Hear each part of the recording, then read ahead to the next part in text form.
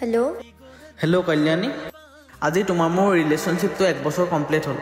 কিন্তু আজিলৈকে মই তোমাক অলপো সন্দেহ কৰা নাছিলো তুমিতো জানাই আমাৰ লং ডিসটেন্স ৰিলেশনশিপ কিন্তু আজি তোমাৰ লগৰজনে মোক কৈছে যে তুমি বেলেগ লৰা এটাক লগ কৰি আছা কথাটো হসানে আই তুমি এবোৰ কি কৈ আছা মোৰ ওপৰত কি তোমাৰ বিশ্বাস নাই নেকি আই তোমাৰ ওপৰত খাইছো মই ঘৰত আছো আচ্ছা ঠিক আছে অলপ পাছত তোমাক কল কৰি আছো মায়ে মাতিছে মোক